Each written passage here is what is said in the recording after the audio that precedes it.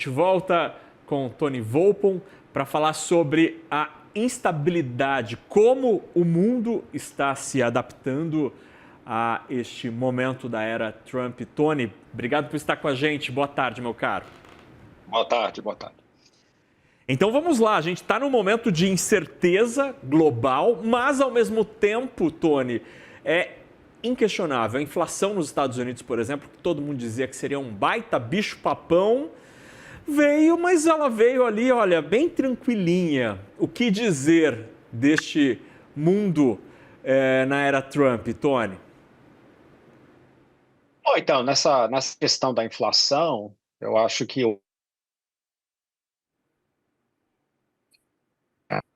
esse choque inflacionário aconteceu num ambiente de demanda mais fraca, né? Porque a própria tarifa é um imposto. Então, isso está levando o que muitos analistas estão chamando de uma economia em K, né? Que aponta tanto para cima como para baixo.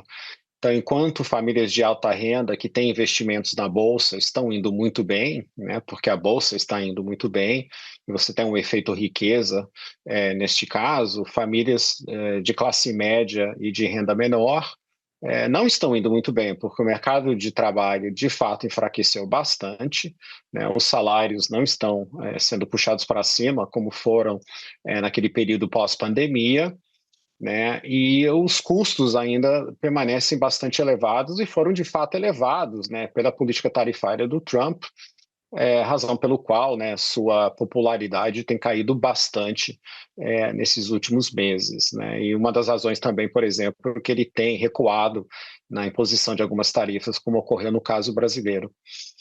Para dizer, Tony, que o pragmatismo acabou vencendo de todos os lados, tanto do lado de Trump como de seus parceiros comerciais?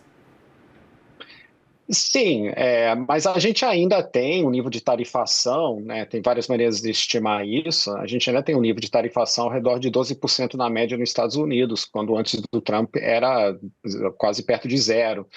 Então, houve vários recuos, né, não foi o pior dos mundos, mas a verdade é que hoje a economia americana está operando e deve operar com esse nível de tarifação. A maioria dos analistas acreditam que esse choque inflacionário, né, deve ceder ao longo do ano que vem, né, exatamente porque ele está ocorrendo num período de demanda relativamente fraca, né, e então um cenário de inflação da maioria dos analistas para o ano que vem nos Estados Unidos é relativamente otimista nesse sentido.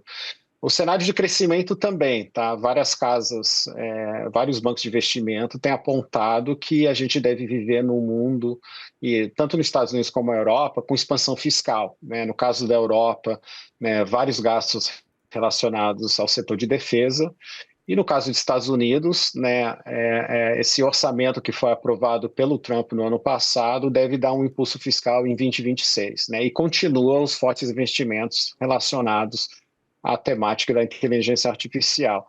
Então, várias casas, que eu acho aí é um pouquinho diferente da visão do Fundo Monetário, várias casas de investimento estão prevendo de fato que a economia americana deve ter uma aceleração do crescimento no ano que vem. Mas é uma economia ainda frágil, né? Porque ela está muito, e cada vez está ficando muito mais dependente nesses níveis de investimentos relacionados à inteligência artificial. Então, certamente um cenário de risco que investidores estão contemplando nessa visão relativamente otimista sobre 2026 é alguma quebra dessa temática, né, a falta de difusão e de receita advindo desses investimentos, que poderia levar a uma forte correção na Bolsa, e aí você teria a parte forte da economia se juntando à parte que já está relativamente fraca, e aí você poderia até potencialmente ter uma economia recessiva. Tony Volpon, colunista do CNN Money. Tony, obrigado pela conversa mais curtinha hoje. Bom fim de semana, meu caro. Valeu, até a próxima. Abraço.